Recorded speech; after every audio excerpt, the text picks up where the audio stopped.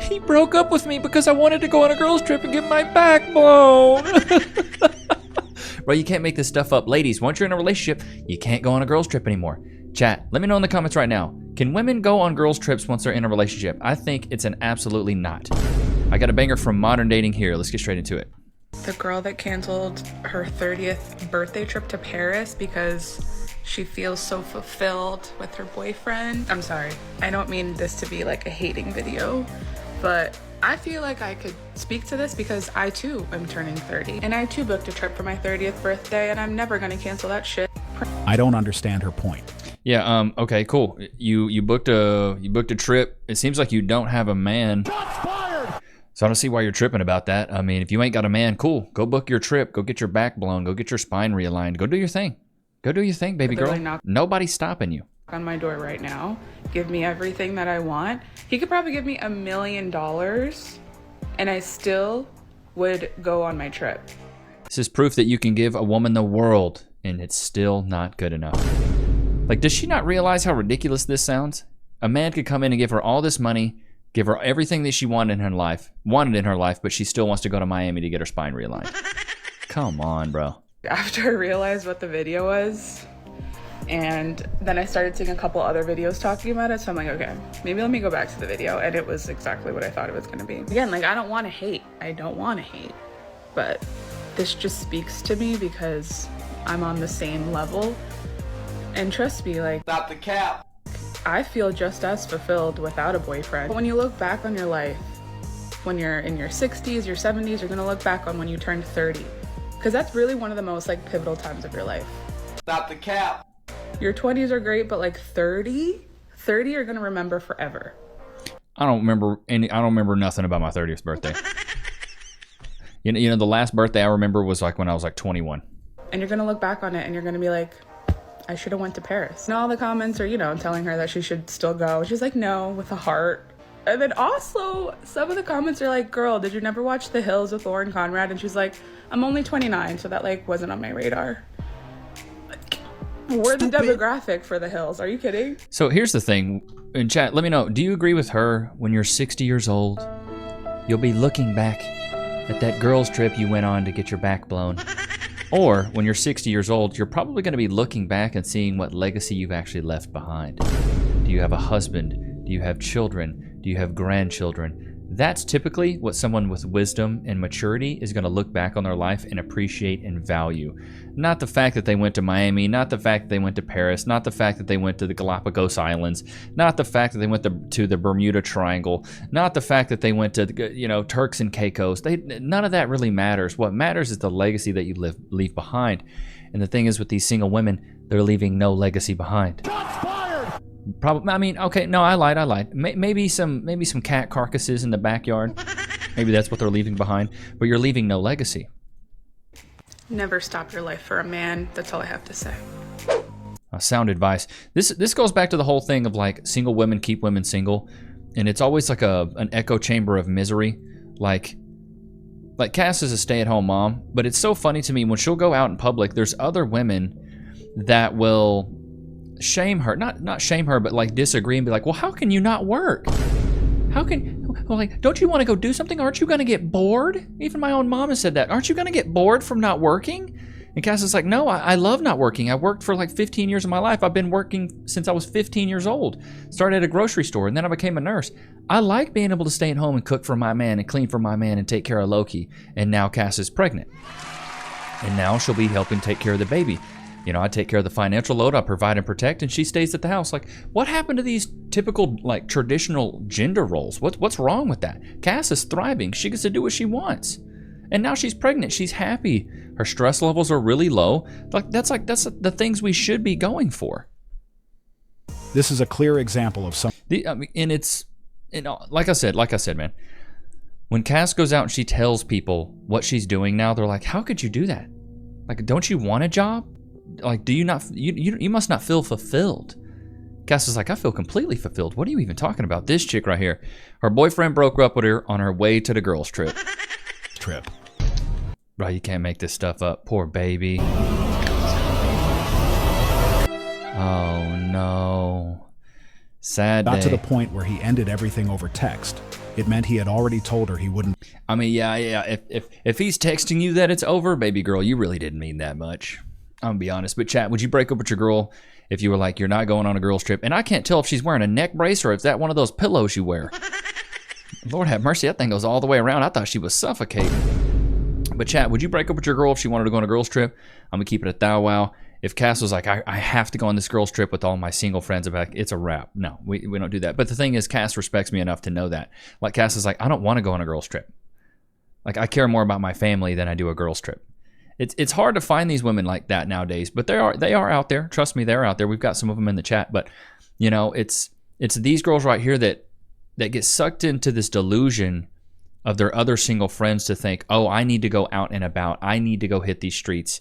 And single women keep women single. It's an echo chamber of this sob story of like, oh, we all need to do the same thing. And misery loves company.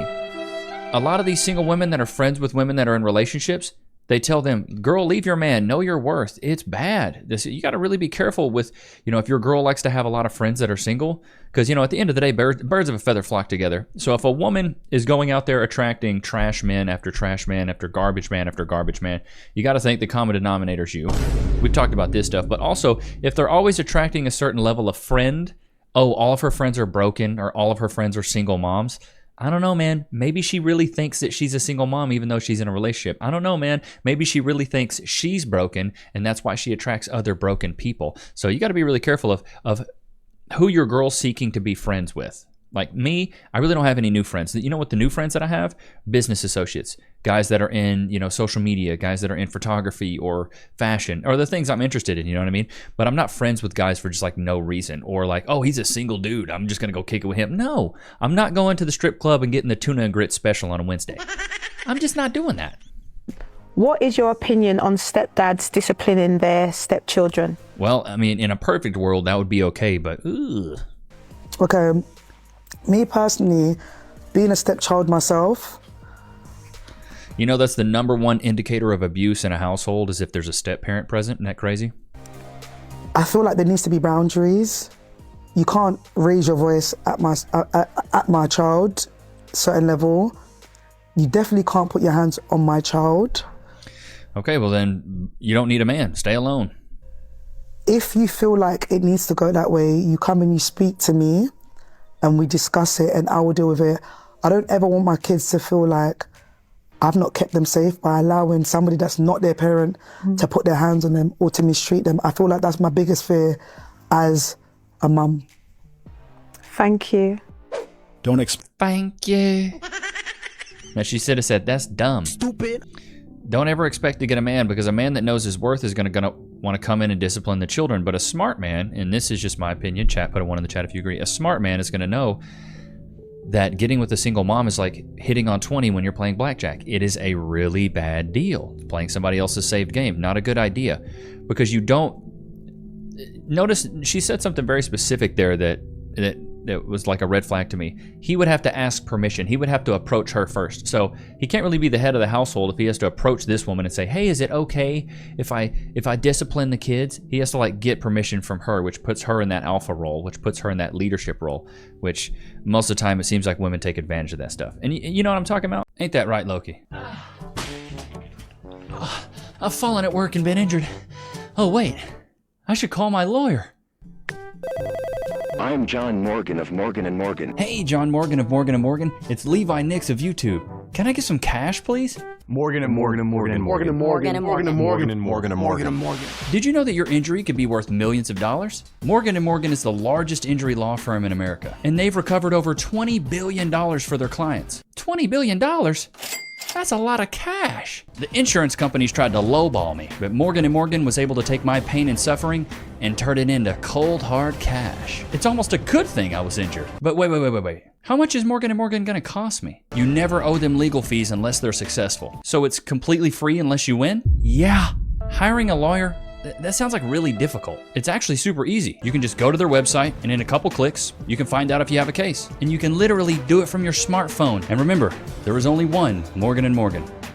Wait, it's two names though. How is it? Give me the script. Oh, both their last names. Okay, I get it. Okay, roll it. You can start your claim today by going to forthepeople.com/Levi, found in the description below. So if you're injured, you can trust Morgan & Morgan. Y'all know what time it is.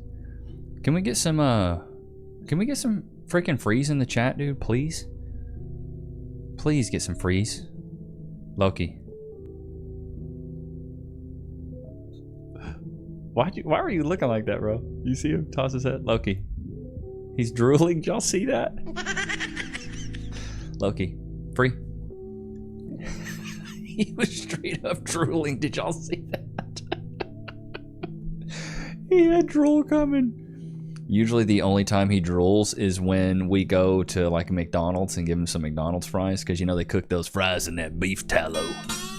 They cooking in that beef fat. Ooh, lick that bed now. Lick that bed now, son.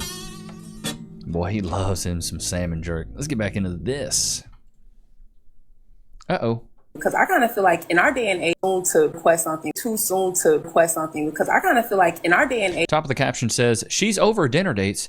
She wants to go straight to the mall. She's a runner. She's a runner. She's a track star. I don't really have time for the 4 to 5 month period of, I want to get to know you first. And then, like, what do you mean request? What do you mean request?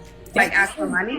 Like not even ask for money, but like, I'm going to be honest. Like I'm over the dinner stage. Like I don't want to go to dinner. I want to go to the mall because it's like, what we going okay, well, if you know what this says about her is that she's been on so many dates and probably been with so many men that the allure of getting to know someone feels like it's meaningless. You gotta realize how many times she's been exposed to getting to know someone at a dinner date where she feels fatigued at actually building a genuine connection with someone, where she feels like the mall and then buying her things is the next step, or is like better than actually sitting down with a meal. You know how many dinner dates you've been on? You know how many probably times you've had your back blown out to say that a dinner date is not enough?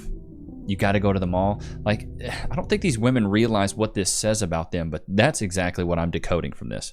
You want to go to the mall on the first date, I'm keeping it real, that's going to give off escort. That's going to give off prostitute. Facts. That's going to give that off immediately. Yeah. You know, if I'm being very blunt with you, that's what that's going to get off. If you're on that... Chat, put a 1 in the chat if you agree. I like this lady. Keeping it 1,000. Wow. It's giving escort, big time. Type of time, sure. This lady says she no longer wants to wait 4 to 5 months to ask a man for something. She doesn't even want to go to dinner on the first date. She wants to go right to the mall. She sounds crazy. Bro, yeah. That's crazy work. Wants to go straight to the mall. I mean, it is giving escort, in my opinion. I really don't see any other word that is. It's definitely not genuine. What you want to just go straight to gifts.